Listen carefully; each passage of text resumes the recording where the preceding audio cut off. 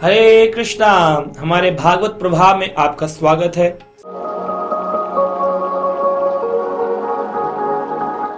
और आज हम श्रीमद् भागवतम के तृतीय स्कंद यानी कि तीसरे स्कंद में प्रवेश कर रहे हैं। इसमें कुल मिलाकर 12 स्कंद होते हैं, इसमें से 2 स्कंद हमारे पूर्ण हो चुके हैं। अगर आपको देखने तो आप जाकर के रेडियो द्वारका के भागवत प्रभाव प्ले लिस्ट में पुराने 2 स्कंद के अध्यायों को श्रवण कर सकते हैं। और अब हम प्रारंभ कर रहे हैं तीसरा स्कंद, जिसमें आप सुनेंगे विदुर मैत्री संवाद और अन्य अन्य नई लीलाएं। बड़ी अद्भुत प्रसंग इसमें आएंगे और इसके बाद व्यक्ति को रस आने लगता है। भागवत में तीसरे स्कंद के बाद रस प्रकट होता है, क्योंकि इससे पहले भागवत की भूमिकाएं बनाई गई हैं, लेकिन तीसरे स्कंद से भागवत की लीलाएं, भगवान लीलाएं प्रारंभ होती हैं, भागवत लीलाएं प्रारंभ होती हैं।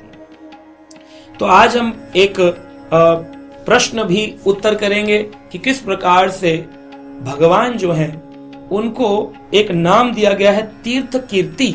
भगवान का एक नाम है तीर्थ कीर्ति। तो श्रीमद् भागवतम के इस स्कंद में हम प्रवेश कर रहे हैं।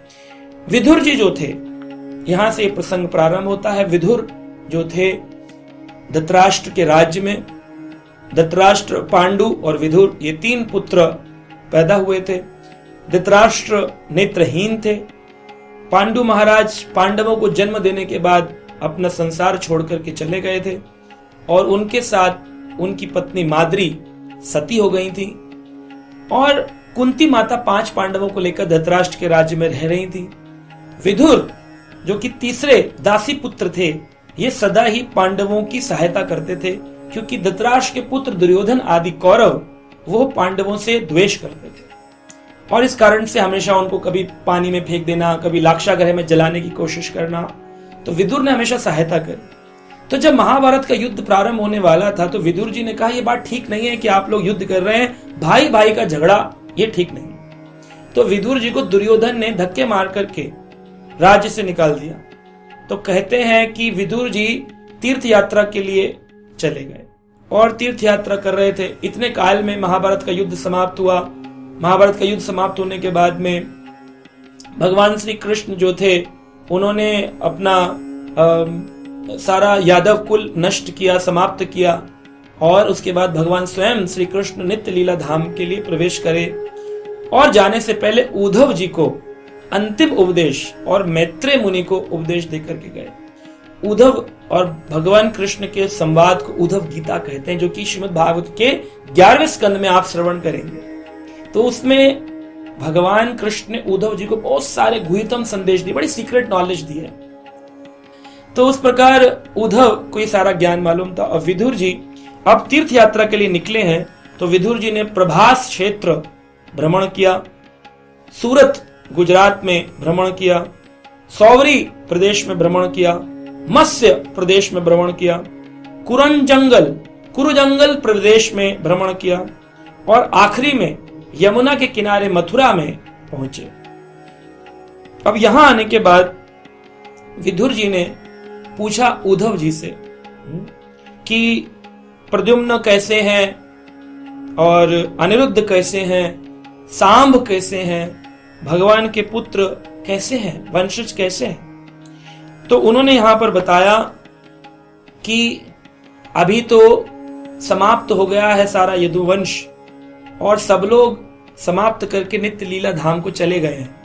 तो श्रीमद् भागवत के इस तीसरे स्कंद पहले अध्याय के श्लोक संख्या 45 में बहुत सुंदर एक बात बताई गई है, जो हमने कहा भगवान का एक नाम तीर्थ कीर्ति क्यों है।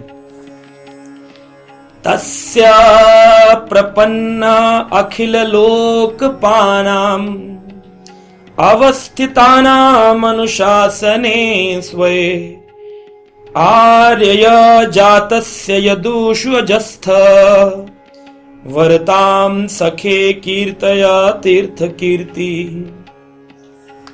यहां पर बताया गया कि स्वर्ग के राजा इंद्र हैं, सूर्य लोक के राजा विवस्वान हैं, चंद्र लोक के राजा सोमदेव हैं, वायु लोक के राजा पवन देव हैं, ब्रह्म लोक के राजा ब्रह्मा जी हैं। लेकिन ये सभी भगवान के प्रकट होने की कामना करते हैं कि कब भगवान प्रकट होंगे। तो भगवान अलग अलग समय पर अलग अलग स्थानों में प्रकट होते हैं।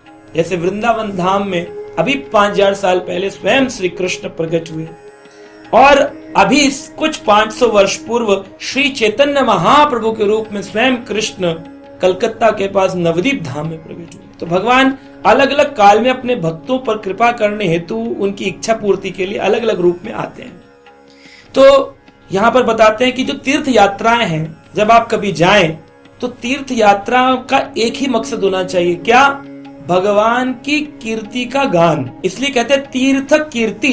तीर्थ कीर्ति यानी कि कीर्ति यानी कीर्तन, भगवान के यश का कीर्तन हरि नाम के रूप में, कथा के रूप में, प्रश्नोत्तरों के रूप में अवश्य होना चाहिए। किसी भी तीर्थ यात्रा में आप खाली गए और नहाए, स्नान किया, आपने नहा लिए बड़े अच्छे से, बोले बहुत ठंडा ठंडा पानी था, नहा लिया, अच्छा रहा, फोटो खींची और जाकर के प्रसाद पा लिया कहीं जाकर आश्रम में, बोले बहुत अच्छी तीर्थ यात्रा रही। नहीं, वो तीर्थ यात्रा पशु स्नान के समान है, क्योंकि आपने तीर्थ कीर्ति नहीं करी। भगवान का ये खुद भागवत श्लोक बता रहा है, वर्ताम सखे कीर्तया तीर्थ कीर्ति। यह बताया गया विदुर जी को कि सही मायने में आप तो तीर्थाटन का फल प्राप्त करते हैं तब जब आप भगवान के विषय में प्रश्न पूछते हैं और उत्तर पाते हैं। तो भगवान के दर्शन से भी ज्यादा इस श्लोक में बताया गया उत्तम है भगवान के गुणगान गाना। मान लीजिए आप किसी तीर्थ पे गए या किसी धाम में गए और 4 मंदिर खुले हैं, उन 4 मंदिरों के दर्शन करके वो फल नहीं मिलेगा जो एक साधु के साथ बैठ करके प्रश्न उत्तर करके कथा श्रवण से फल मिलेगा। हमारे इस्कॉन के श्रीला प्रभुपाद जो फाउंडर आचार्य थे, उनके गुरुदेव भक्ति सिद्धांत सरस्वती ठाकुर, वो एक बार प्रवचन दे रहे थे वृंदावन में। 6 घंटे का प्रवचन चला। तो प्रारंभ के 2-3 घंटे तो लोगों ने सुना, लेकिन फिर कुछ भक्त निकल के बोले हम आए हैं वृंदावन किस लिए? दर्शन के लिए। वो दर्शन करने चले गए। 6 घंटे बाद जब वो लौट कर आए तो उनके गुरुदेव भक्ति सिद्धांत सरस्वती ठाकुर ने पूछा कहाँ गए थे आप लोग? बोले स्वामी जी प्रवचन लंबा था, हमें लगा दर्शन बंद हो जाएंगे, हम दर्शन करने चले गए। स्वामी जी ने कहा आप लोगों ने दर्शन नहीं किए हैं, केवल अपनी आंखों की कसरत करी है, प्लास्टिक एक्सरसाइज, ऐसे ऐसे ऐसे दर्शन। दर्शन का मतलब है फिलॉसफी। दर्शन शास्त्र को अंग्रेजी में फिलॉसफी कहते हैं, और फिलॉसफी ऑफ लाइफ न जाने और आंखों से दर्शन के इसको कसरत कहते हैं। तो लोग जो अधूरे ज्ञानी हैं वो लोग दर्शन यानी आंखों वाले दर्शन पर ज्यादा ध्यान देते हैं, और जो आत्मज्ञानी हैं वो लोग कानों वाले दर्शन को ज्यादा ध्यान देते हैं। तो यहां इस श्लोक में बताया गया, भगवान कहते हैं वह मेरा प्रिय है जो आंखों के दर्शन से ज्यादा प्रधानता कानों के द्वारा श्रवण करने के दर्शन को देता है।